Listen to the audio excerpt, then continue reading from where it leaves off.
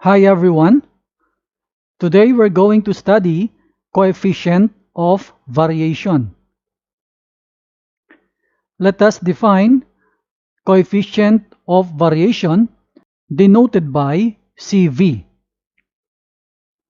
Coefficient of variation is a measure to compare the standard deviation of two sets of data if the units are different.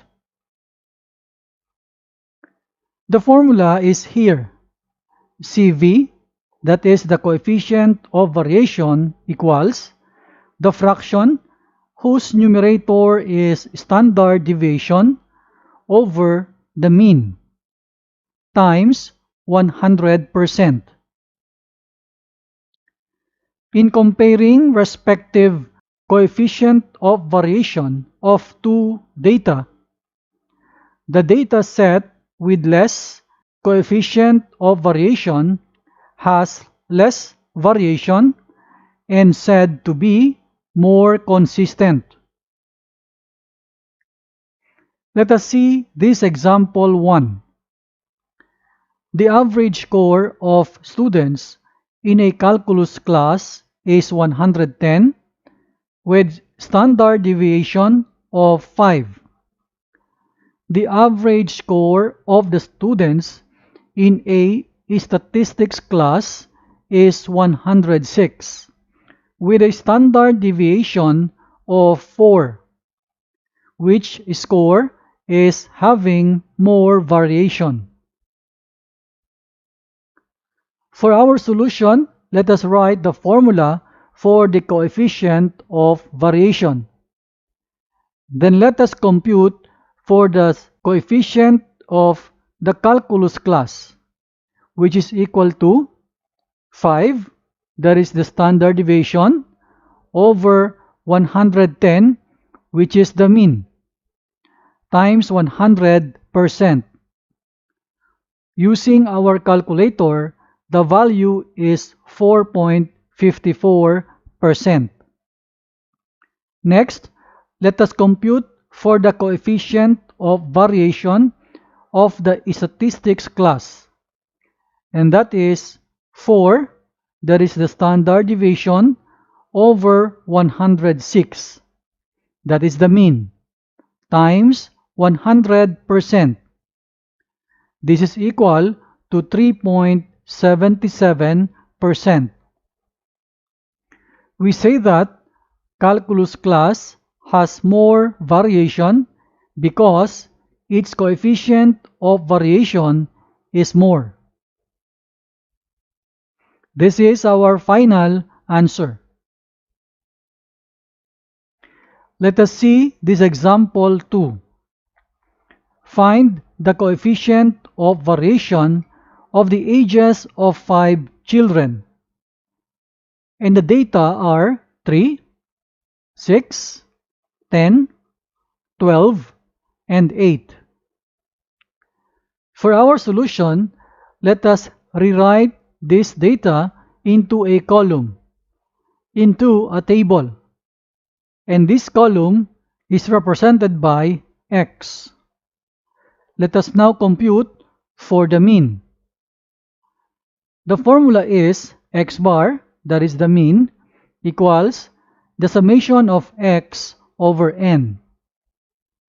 Solving for the mean, let us first compute for the total of this data. That total is the summation of X, which is equal to 39. So this value of summation of X, we will now substitute to the numerator. So we have 39 over N, and that N equals 5, because there are 5 data here. The quotient is now 7.8. This is the mean. Next, let us compute for the standard deviation. We have this formula S equals the square root of the quantity. This is a fraction, and the numerator is the summation of the square of the quantity, X minus X bar. all over n minus 1. In using this formula, we need to add two more columns. The first column here is the difference of each data from the mean.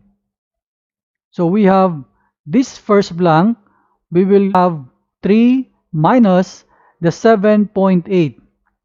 So that is negative 4.8. The second blank is 6 minus 7.8.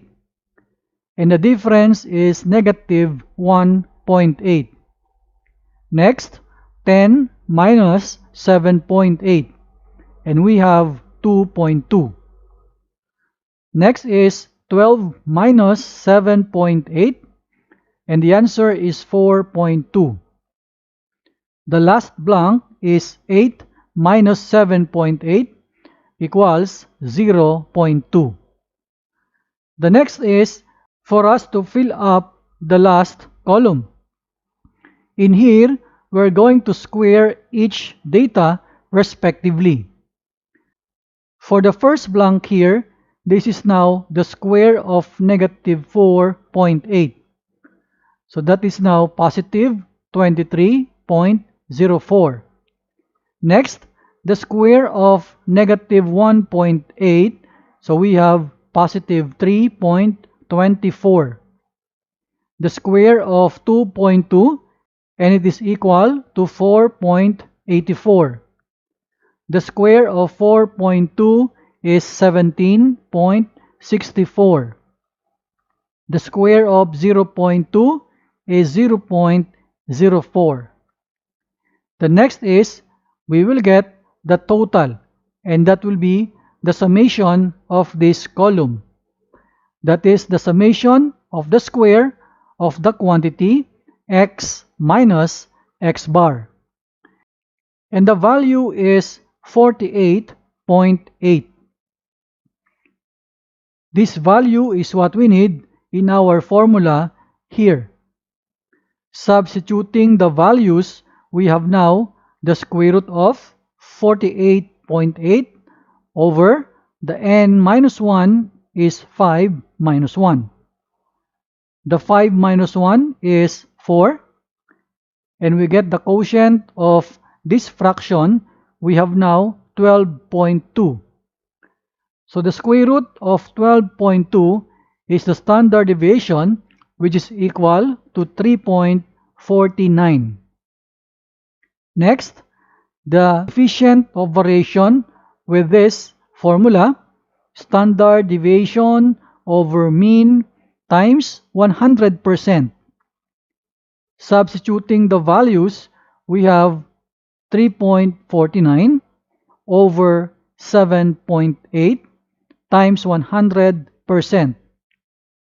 Simplifying this equation, we have now 44.7%. This is the coefficient of variation. This is our final answer.